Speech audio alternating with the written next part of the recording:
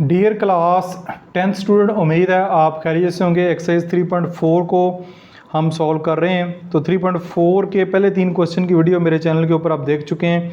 Question number 4 को आज की वीडियो में कंप्लीट सॉल्व करेंगे। इसके अलावा क्लास 10th की प्लेलिस्ट में किसी भी एक्सरसाइज किसी भी क्वेश्चन को सर्च करना चाहें तो क्लास 10th की प्लेलिस्ट में से भी सर्च हो जाएंगी। अदरवाइज यूट्यूब के सर्च बार में आपने लिखना है exercise 3.4 class 10 NBF new book by learning zone type करेंगे तो सारी की सारी वीडियोस आपके सामने आ जाएंगी।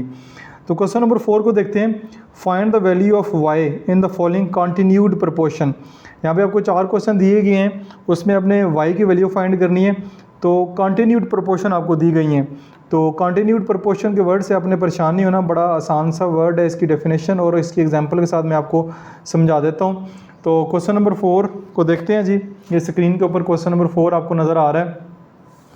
कंटिन्यूड प्रोपोर्शन की पहले बात कर लेते हैं। जैसे हमने मीन प्रोपोर्शन की बात की है इससे पहले, ये रेशो फर्स्ट रेशो है, ये आपके पास b, सेकंड पे भी b है, थर्ड के ऊपर भी b है। ये हमारे पास मीन प्रोपोर्शन कहलाती है, ये हमारे पास मीन प्रोपोर्शन कहलाती है। और ये जो थर्ड c है ये हमारे पास जो है वो थर्ड प्रोपोर्शन कहलाएगी। तो मीन प्रोपोर्शन में हमारे पास यहाँ पे b है, ठीक है, यहाँ पे b है। इसी तरह यहाँ पे अगर देखा जाए तो हमारे पास y जो है वो मीन प्रोपोर्शन के ऊपर मौजूद है। ये मीन प्रोपोर्शन है, ये फर्स्ट प्रोपोर्शन है और ये लास्ट प्रोपोर्शन है। तो जिस तरह हमने मीन प्रोपोर्शन वाले क्वेश्चन को सॉल्व किया, ऐसे ही जो है वो हम इन क्वेश्चन को भी सॉल्व करेंगे। तो जब इस क्वेश्चन को हम प्रोपोर्शन की शक्ल में लिखेंगे 10:y:90, ठीक है, ये y जो है वो मीन प्रोपोर्शन के ऊपर आ जाएगा। तो इस तरह हम इसको लिखेंगे, ये बल्कि प्रोपोर्शन का साइन यहाँ पे डालना है, ठीक है। अब product of extreme product of mean जैसे करना चाहें कर सकते हैं। तो ये होगा प्रोडक्ट ऑफ मीन यानी कि y मल्टीप्लाई बाय y और product of extreme 10 multiply by 90। तो ये हो जाएगा y², ये हो जाएगा 900, ठीक है। अब स्क्वायर रूट हमारे पास ऊपर मौजूद है, स्क्वायर हमारे पास मौजूद है। इसको ख़त्म करने के लिए स्क्वायर रूट दोनों तरफ ले लेंगे, इधर भी स्क्वायर रूट लेंगे, इधर भी ले लेंगे, ये कैंसिल हो जाएगा। और 900 का जो स्क्वायर रूट है वो हमारे पास जो है वो कैलकुलेटर की मदद से करना चाहें तो कर सकते हैं, अदरवाइज़ मैनुअली भी किया जा सकता है। तो ये आपके पास 300 जो है 900 का जो स्क्वायर रूट है हमारे पास 30 आया है। तो 30 हमारे पास पॉजिटिव में भी है, नेगेटिव में भी है। ये बात याद रखें, जब भी स्क्वायर रूट किसी नंबर का लेते हैं तो उसका जो आंसर पॉजिटिव भी हो सकता है, नेगेटिव भी हो सकता है। यानी कि पॉजिटिव 30 मल्टीप्लाई बाय पॉजिटिव 30 करेंगे तब भी 900 ही आएगा। और अगर नेगेटिव 30 मल्टीप्लाई बाय नेगेटिव 30 को आपस में मल्टीप्लाई करेंगे तब भी 900 ही आएगा। माइनस माइनस प्लस ही हो जाता है। तो ये बेसिकली स्क्वायर रूट के साथ प्लस और माइनस के सिंबल लगाते हैं। तो ये y की वैल्यू आ गई है। y की वैल्यू नेगेटिव 30 भी हो सकती है और प्लस 30 भी हमारे पास हो सकती है। तो ये आपका जो क्वेश्चन है वो यहाँ पे मुकम्मल हो गया। नेक्स्ट पार्ट को देखते हैं, पार्ट नंबर 2 को। बहुत आसान सा क्वेश्चन है, ये भी रेशो की शक्ल में लिखेंगे 4:y, प्रोपोर्शन का साइन y:9 जो है वो हमारे पास आ जाएगा। तो product of stream product of mean जैसे करना है कर लें, या ऐसे भी हो सकता है 4/y = y/9, ऐसे भी कर सकते हैं। फिर दरमियान में इक्वल का साइन हो, क्रॉस मल्टीप्लाई करते हैं, y multiply by y 4 multiply by 9, तो ये आ जाएगा y² = 9 4 36। अगेन y² आपके पास आ गया। हमने जस्ट y की वैल्यू फाइंड करनी है तो दोनों तरफ स्क्वायर रूट लेंगे तो ये कैंसिल हो जाएगा।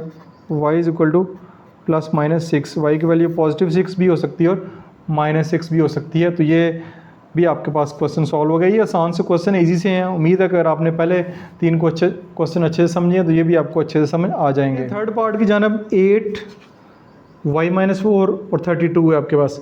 प्रोपोर्शन की शक्ल में लिखेंगे 8:y-4, प्रोपोर्शन का साइन, फिर y-4 और रेशो 32, ये आपके पास आ गया। अब देखें product of extreme product of mean.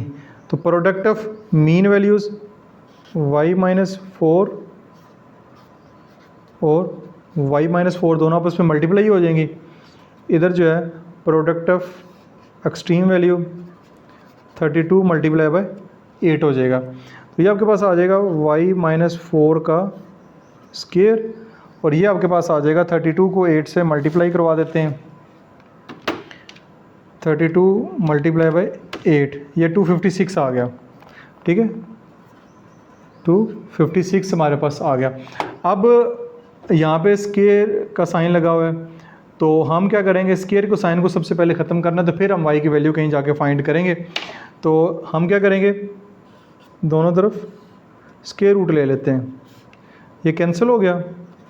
y-4 आपके पास आ गया इज इक्वल टू 256 का जब स्केयर रूट लेंगे तो ये हमारे पास 16 आ जाएगा।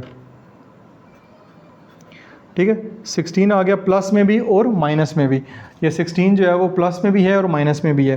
तो अब y-4 is equal two plus minus 16, तो इसको लिख सकते हैं y-4 प्लस 16 भी हो सकता है, और y-4 हमारे पास नेगेटिव 16 भी हो सकता है, यानी पॉजिटिव 16 भी हो सकता है और नेगेटिव 16 भी हो सकता है, क्योंकि प्लस में भी और माइनस भी है। तो अगर ये हो तो 16 माइनस 4 है, तो इधर जाके पॉजिटिव 4 हो जाएगा, तो ये y की वैल्यू 20 आ जाएगी। अगर इस तरह देखें -4 है, ये उधर जाके पॉजिटिव 4 होगा, तो ये माइनस है, प्लस माइनस माइनस 16 में से 4 जाएंगे तो 12 आ जाएंगे, साइन जो है वो हमारे पास माइनस का आएगा क्योंकि बड़े नंबर के साथ माइनस है। तो y की वैल्यू 20 भी हो सकती है और y की वैल्यू -12 भी हो सकती है। यहाँ पे आपके पास y की 2 वैल्यू आएंगी, तो दोनों ही वैल्यू जो है वो ठीक है। y की वैल्यू यहाँ पे इन क्वेश्चन में 2 भी आ सकती हैं, आपने परेशान नहीं होना। नेक्स्ट ये चौथा पार्ट है, उसकी जब हम बढ़ते हैं, ये आपके पास आएगा 9/3y-6 प्रोपोर्शन का sign 3y-6 36, product of mean values 3y-6 multiply by 3y-6 is equal to का साइन 9 मल्टीप्लाई बाय 36, ये आ जाएगा 3y-6 का स्केयर। 9 को 36 से मल्टीप्लाई करते हैं, ये हमारे पास आ रहा है 324। ठीक है जी, 324 हमारे पास आ गया।